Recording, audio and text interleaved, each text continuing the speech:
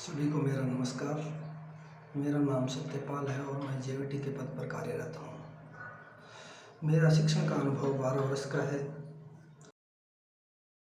मेरे ज़िले का नाम फतेहाबाद है, जिसे पिंक सिटी गुलाबी नगरी भी कहा जाता है। यहाँ पर फतेहाबाद के अंदर आपको ज़्यादातर इमारतें लगभग गुलाबी रंग की मिलेंगी और हमारे ज़िले में 2 राज्यों की सीमाएं जो है लगती है, राजस्थान और पंजाब। तो यहाँ मोस्टली पंजाबी, राजस्थानी व हरियाणवी भाषा का प्रयोग होता है और पहनावे में भी 3 वेशभूषाएं देखने को मिलती है।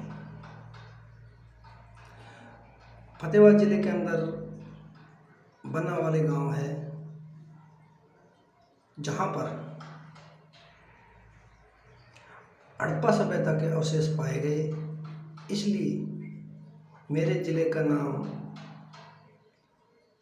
वहाँ भी जाना जाता है। फतेहाबाद ज़िले के अंदर चिल्ली झील भी काफ़ी प्रसिद्ध है। यहाँ पर एक पुरानी हवेली है जो हुमायूं के समय की है, इसलिए फतेहाबाद ज़िले का नाम काफ़ी प्रसिद्ध है। यहाँ पर फतेहाबाद ज़िले में बेलढाणा और कुनाल गांव है, रतिया जो ब्लॉक लगता है, वहाँ पर भी हड़प्पा सभ्यता के कुछ अवशेष पाए गए थे। मैं फतेहाबाद ज़िले के रतिया ब्लॉक में गवर्नमेंट प्राइमरी स्कूल बबनपुर में कार्यरत हूँ, जो पंजाब की सीमा के साथ लगता है। मेरे स्कूल में लगभग 151 बच्चे हैं, जो मोस्टली पंजाबी भाषा का प्रयोग करते हैं। मैं जब यहाँ 4 साल पहले आया था तो मुझे काफ़ी समस्याओं का सामना करना पड़ा। उस समय यहाँ पर 150 प्लस बच्चे थे और हम कुल 2 ही अध्यापक कार्यरत थे, क्योंकि यहाँ पर मोस्टली अध्यापकों की कमी रही है। एक तो जो रतिया शहर है उससे गांव की दूरी 18-20 किलोमीटर के लगभग है और काफ़ी दूरी होने की वजह से यहाँ पर हमेशा से ही पिछले कई सालों से अध्यापकों की काफ़ी कमी रही है। जब मैं यहाँ आया तो स्कूल की हालत बहुत खस्ता थी। बच्चों के बैठने के लिए कमरों की कमी, गर्मी हो या सर्दी, बच्चों को ज़्यादातर पेड़ों के नीचे ही बैठाया जाता था, क्योंकि यहाँ बिल्डिंग थी वो काफ़ी खस्ता हालत में थी। बाद में सरकार द्वारा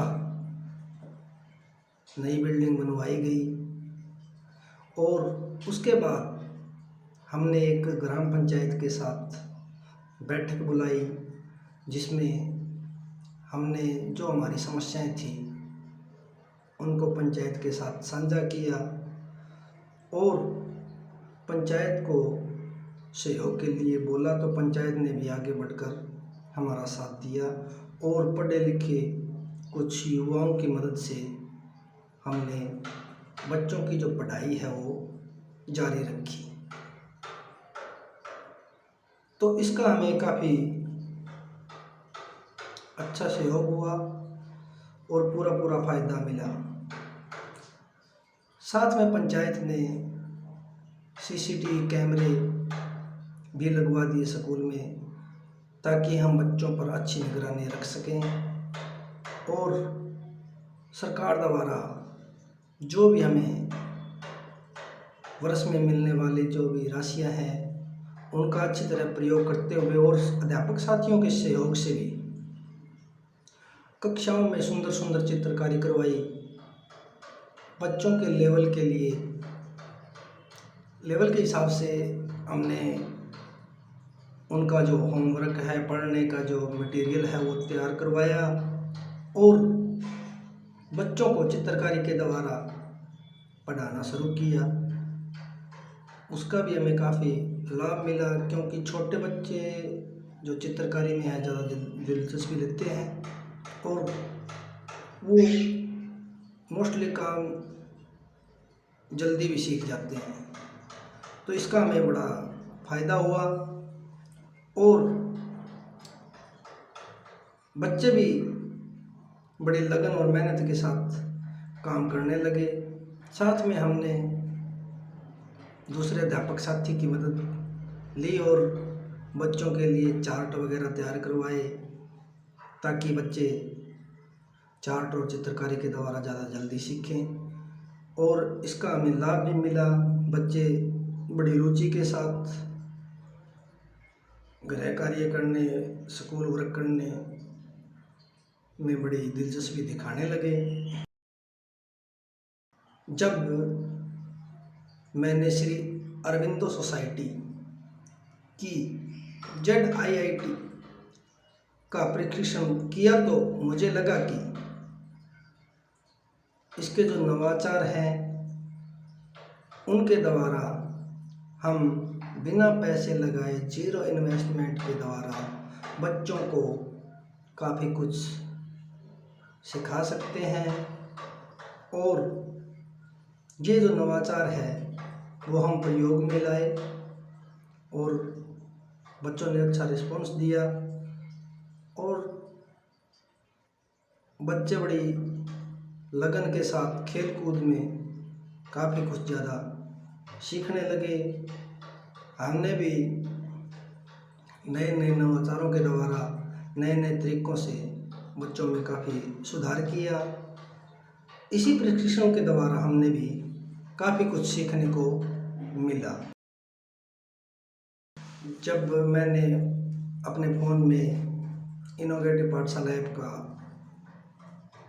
इंस्टॉल किया, डाउनलोड किया और उस पर जाकर जब मैंने इस ऐप के द्वारा नए नए विचार, नए नए तरीके, बहुत कुछ इस ऐप के द्वारा मैंने ग्रहण भी किया और वो बच्चों पे भी लागू किया और बच्चों ने अच्छा रिस्पॉन्स भी दिया और बच्चे बहुत जल्दी भी सीखने लग गए। नए नए गणित के तरीके हैं जिसमें कोई हमारा खर्चा नहीं है। कक्षा में चौक जैसे मोस्टली हमारे स्कूलों में मिल ही जाते हैं, तो बच्चों के क्लासरूम में पहुँचे और जैसे नीचे फर्श के ऊपर सांप सीढ़ी का जैसे गेम हमने उस पर तैयार कर दिया और बच्चों को खेल खेल विधि द्वारा हमने उनको सिखाया भी। बच्चे मोस्टली खेल खेल में भाग भी लेने लगे और उसमें काउंटिंग वगैरह जैसे 1 2 है ये भी मोस्टली सीखने लगे और बड़ी दिलचस्पी भी दिखाने लगे। इन जैसे तरीक़ों में हमें जीरो इन्वेस्टमेंट के द्वारा हम बच्चों को बहुत कुछ सिखा सकते हैं। वह बच्चे भी बड़ी जल्दी और लगन के साथ सीख जाते हैं। साथ में मेरे पास ZIIEI की कुछ पुस्तकें भी हैं, उनके द्वारा भी अलग अलग अध्यापकों, अलग अलग स्टेटों में अध्यापकों द्वारा दिए गए अपने विचार, अपने तरीके, उन सभी को ग्रहण किया और बच्चों पर लागू किया। जो नए नए आइडियाज़ हमने तैयार किए वीडियो द्वारा, छोटी छोटी कहानियों द्वारा और बहुत कुछ, और बच्चों पर लागू किए और बच्चों ने अच्छा रिस्पॉन्स भी दिया और बहुत जल्दी बच्चे सीखने भी लगे और हमारा इसमें कोई ज़्यादा खर्चा भी नहीं। और बच्चे इन जैसी नई नई गतिविधियों के द्वारा बहुत ही जल्दी हर बात को पकड़ भी करते हैं और ग्रहण भी करते हैं। जब से ये हमारी